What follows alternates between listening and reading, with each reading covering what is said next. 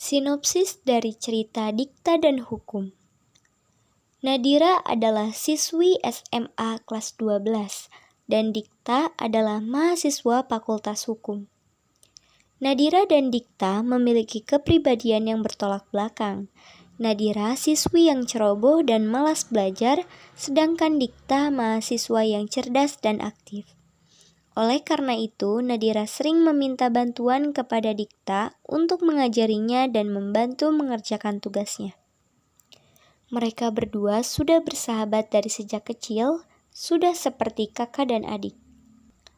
Karena kedua orang tua mereka sudah saling kenal lama dan dekat, hingga berniat untuk menjodohkan mereka berdua. Namun mereka berdua sepakat untuk tidak mengikuti keinginan kedua orang tua mereka. Namun diam-diam Dikta mempunyai penyakit yang menyebabkan umurnya diperkirakan tidak lama lagi. Tetapi Dikta dan ibunya menyembunyikan itu agar Dikta mempunyai kesempatan untuk bertemu dan melindungi Nadira. Walau saat itu Nadira sudah mempunyai pacar yaitu Jeno. Yang pada awalnya Dikta dan Nadira tidak saling suka, seiring berjalannya waktu, Dikta lebih dulu menyimpan perasaan kepada Nadira. Namun pada saat itu Nadira masih menganggap Dikta sebagai kakaknya. Semakin bertambahnya waktu dan semakin sering menghabiskan waktu bersama Dikta, perasaan Nadira semakin dilema. Tetapi penyakit Dikta semakin lama semakin parah dan sering kambuh. Harapan untuk dapat bertahan hidup sangat tipis. Dikta memijat dahinya frustasi. Beberapa kali juga mengembuskan nafas untuk menahan emosi. Di depannya kini berdiri seorang gadis yang masih mengenakan seragam putih abu yang terlihat sudah tak rapi lagi. Gadis itu menundukkan kepala dalam-dalam dan tangan memegang sebuah kunci. Kan gue udah bilang. Iya kak, maaf, gue yang salah. Jangan ngomel please. Tadi kan gue udah bilang Kalau belum bisa bawa motor, jangan sok-sokan. Iya kak, lo udah bilang tadi, salah gue. Oh iya, gue mau nanya tugas tentang hukum kak. Bantuin gue ya, lo kan anak hukum. Hukum apa? Perdata, pidana, tata negara, hukum internasional. Ih beneran gue kak. Kak itu hukum Newton kak.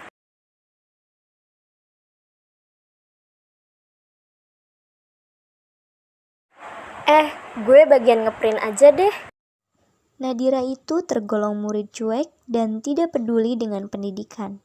Padahal sekarang dia sudah kelas 12, sebentar lagi ujian kelulusan. Karena semua modal tugas dari Nadira, teman-temannya jadi ikhlas-ikhlas aja kasih tugas ngeprint doang. Nadira yang biasa main aman, hari ini lagi kena sial. Dia habis-habisan kena omel guru PKN karena ketahuan tidak ikut andil dalam mengerjakan makalah. Sebagai gantinya, kamu harus membuat makalah sendiri. Nadira, materi yang harus kamu bahas terkait penyelenggaraan kekuasaan kehakiman dalam Undang-Undang Dasar 1945. Sore ini harus sudah ada di meja saya. Pak, tapi... Gak ada tapi-tapian. Hai, Ih Jeno, aku cariin dari tadi. aku dari tadi ada di belakang kamu, Nad. Kebingungan cari-cari aku, hahaha. Ih parah, aku lagi panik tahu. Dulu yuk, kasihan pacar aku pegal kakinya nyariin aku dari tadi. Jeno, makasih ya. Maaf, tadi aku panik gak karuan. Coba deh bayangin, aku disuruh bikin makalah dan sore harus udah dikumpulin. Keterlaluan banget gak sih Jen? Aku sebel banget ih. Apa dia gak pernah jadi murid ya? Makanya gak berperi kemuridan. Apa kan, Nad? Aku bantu ya. Bisa kok selesai sore nanti. Aku juga lagi bawa laptop. Kamu ada praktek biologi Jeno. Aku tahu dari Haidar. Aku pinjem HP kamu aja, boleh gak? Aku lagi gak punya pulsa buat nelpon. Nadira kemudian meminjam HP Jeno dan menelpon Dikta untuk meminta bantuan tugas makalah. Namun Dikta hanya membantu lewat lisan, tidak dengan perlakuan. Gak apa-apa kan masih ada aku, Nad. Dikta melangkah cepat menuju gedung Fakultas Hukum. Jadwal pertemuannya dengan dosen pembimbing. Dibanding mahasiswa lain, Dikta ini yang paling tekun memikirkan skripsi. Hal itu yang membuatnya kecewa bila terus terhalang revisian. Dikta jadi kesal.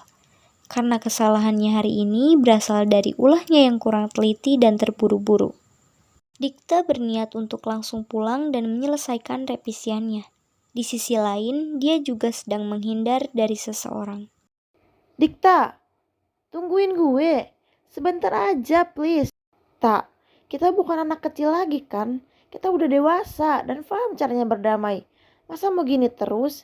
Kita udah mau lulus, mau sampai kapan kayak gini? Lo itu tragedi, Alea. Kesempatan hanya akan menjadikan lo terlihat seperti komedi. Gue pamit, dan lo jangan pernah halangin gue. Dan gue keganggu sama kehadiran lo. Nad, pulang sama aku ya. Naik motor aku supaya enggak capek ke haltenya. Jeno, makasih ya. Nad, aku mau tanya sesuatu boleh? Nad, apa benar kamu dijodohin? Kamu udah punya calon suami? Iya Jeno, tapi kamu gak usah khawatir ya. Aku sama dia udah sepakat buat menentang. Dan lagi cari cara juga. Pokoknya gak akan berlanjut kok perjodohan gak jelas ini. Makasih ya Nad.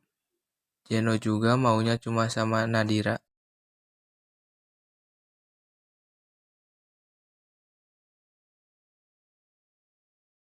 Dikta, udah tidur, nak.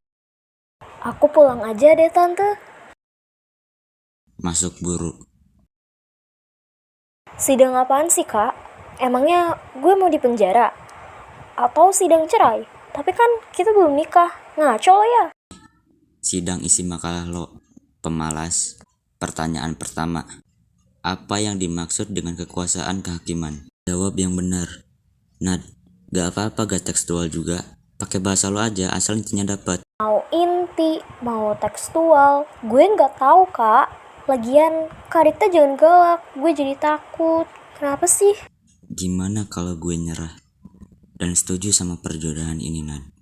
Kak, ih, lo gila banget. Gue nggak mau. Gue masih SMA anjir. Gimana bisa nikah sama lo yang kuliah aja belum kelar? Jangan-jangan lo suka sama gue ya kak? Ayo ngaku. Sekarang sih belum. Gak tahu nanti pas udah nikah. Udah gila. Kita gak akan berjodoh. Dan gak akan bertahan lama kalaupun emang berjodoh, Nad.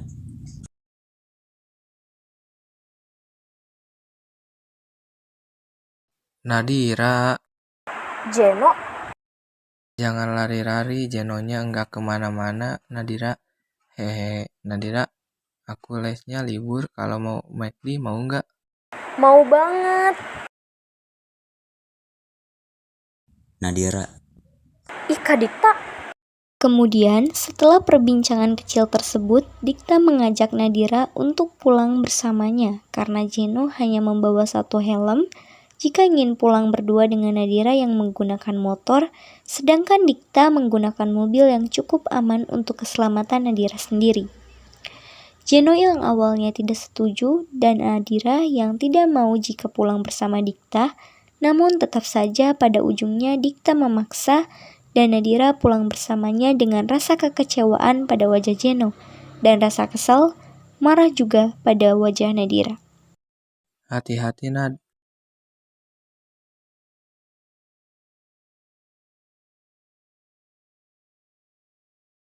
lo ngapain di sini?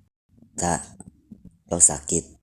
Dikta mengalihkan pandangan ke penjuru lain, mencari pertolongan untuk kabur dari situasi drama seperti ini, dan meminta agar susternya cepat membawanya ke ruangan. Namun Joni mengejar Dikta dan akhirnya dia tahu apa yang sedang dirasakan oleh teman lamanya itu.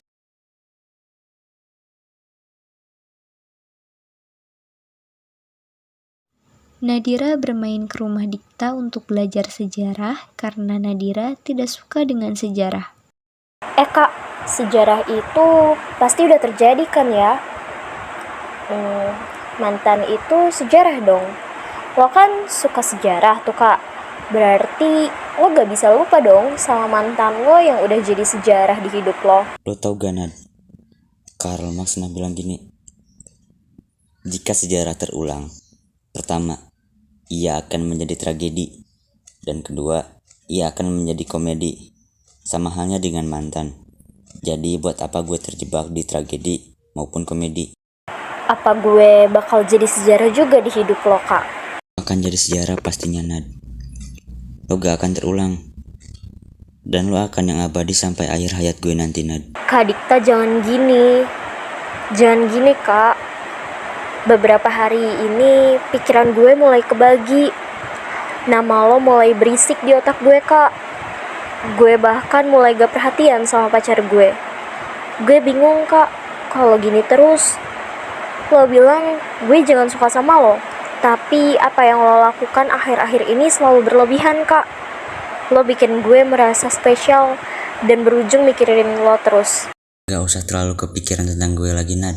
Apalagi sampai suka sama gue. Jangan pernah. Gue cuma melakukan apa yang harus gue lakukan terhadap lo kok. Gak lebih. Gue juga gak bermaksud buat ngasih harapan lebih. Sorry, Nad.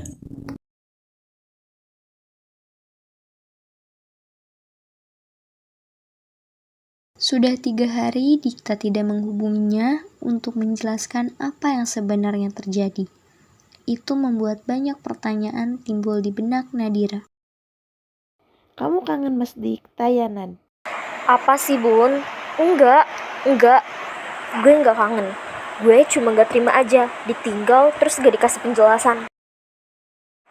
Jeno, ayo kita ngobrol. Ada yang mau aku omongin. Oke, mau di mana? Tempat biasa. Ada apa, Nad?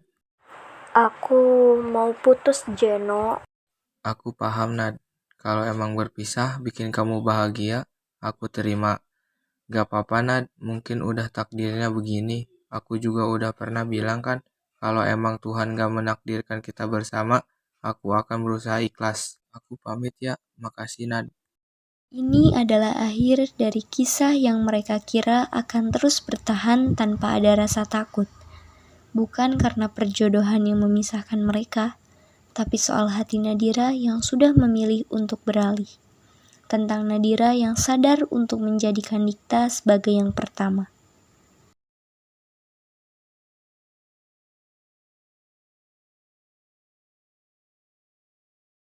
Sore, Dok. Sore, Dikta. Sudah merasa baikan? Udah pulang, Nak. Ini anak saya, Jeno namanya. Oh, ini yang suka dibicarain sama dokter Epan. Dikta, ayo pulang. Tante, kalau boleh Jeno mau minta waktunya sebentar aja. Gak apa-apa. Jeno ada obrolan tentang game online sama Kak Dikta tadi. Sejak kapan lo tahu gue pasien bokap lo? Tahu kalau kakak sakit udah dari lama. Tapi tahu ternyata kakak yang dijodohin sama Nadira. Baru pas kemarin kita ketemu di sekolah dan sekarang udah putus. Jadi, lo tahu semua yang gue derita? Jelas ayah selalu cerita kekhawatiran terhadap salah satu pasien yang sering skip hemodialisa, jarang minum obat, dan gak akan datang untuk kontrol kalau gak dipaksa. Terus, kenapa lo sekarang lepasin Nadira? Karena Nadira sudah gak mau sama saya. Tolong jaga Nadira dan tolong jangan pernah skip jadwal cuci darah. Cuma itu cara untuk membahagiakan Nadira. Tolong jangan bohong dengan perasaan diri sendiri. Saya mengakui kalah dan menyerah. Dan tolong jujur sama Nadira tentang semua yang kakak derita.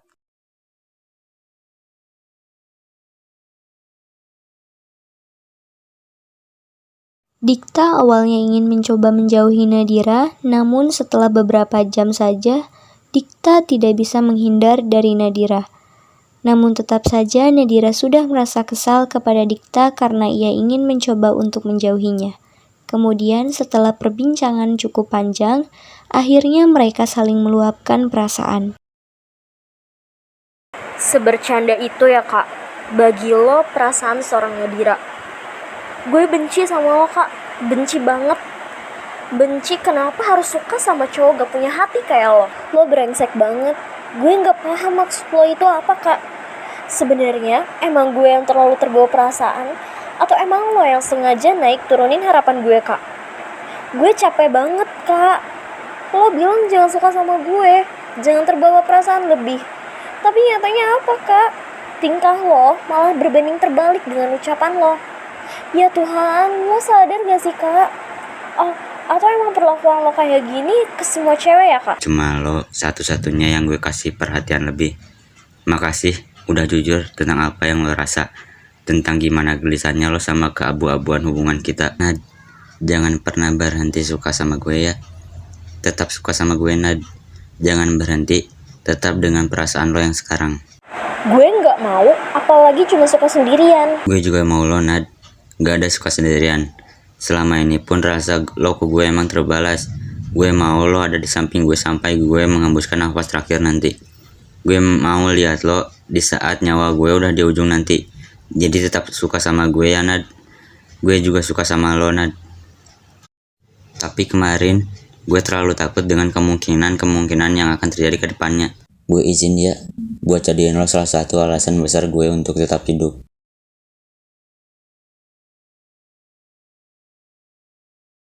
Dari hari itu, Dikta sudah beberapa hari koma di rumah sakit, dan kemudian dia terbangun dari komanya dan meminta permintaan untuk berjalan-jalan ke pantai, karena itu salah satu wishlist bersama Nadira. Kangen, Nad. Gue juga, Kak. Kangen banget. Nad, boleh gak kita nikmatin harinya tanpa ada rasa takut? Boleh gak hari ini lo anggap sebagai gue Dikta yang lo kenal dulu, Dikta yang kuat dan gak lemah. Gue mau nikmatin hidup gue tanpa harus dihantui kekhawatiran yang kelihatan banget dari mata lo. Bisa kan, Nad? Mau ya? Sepanjang perjalanan yang entah di mana ujungnya itu, Dikta dengan antusiasnya mendengar berbagai macam cerita dari Nadira. Ternyata banyak sekali momen yang dia lewatkan selama kondisinya memburuk. Nad, Apa, Kak? gue cuma mau hidup kayak gini aja, Nad. Pasti berat kan, Nad? Maaf ya, udah buat lo khawatir terus. Maaf udah buat lo nunggu. Gue gak nyesel, Nad.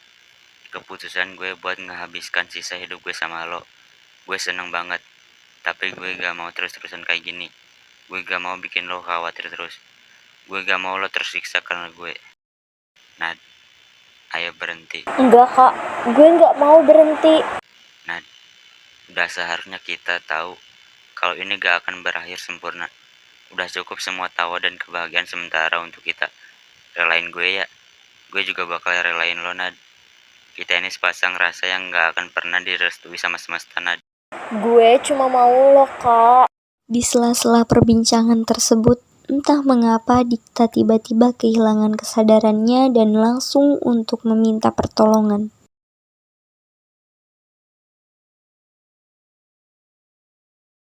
Ternyata kemungkinan buruk benar terjadi. Nadira mulai menyesali keputusannya untuk mengiyakan ajakan Dikta kemarin. Nadira berusaha meyakinkan diri bahwa semuanya akan baik-baik saja, dan Dikta akan segera sadar. Kemudian, Nadira bergegas menuju rumah sakit dengan rasa senang dan bahagianya karena mendapat kabar dari teman-temannya bahwa Dikta telah sadar.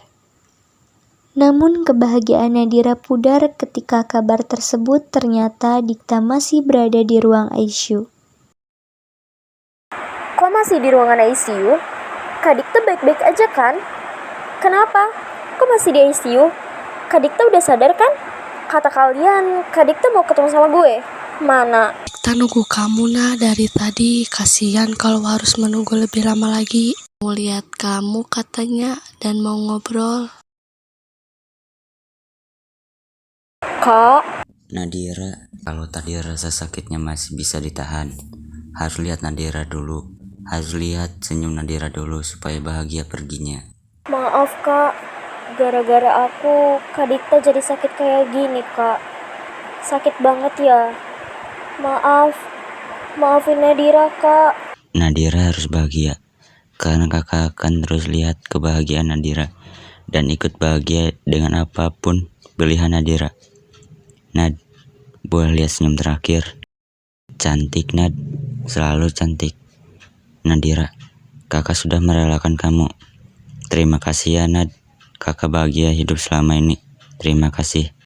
Dikta memejamkan matanya dengan perlahan dan tenang setelah berusaha keras menyelesaikan kalimat terakhirnya. Kak Dikta,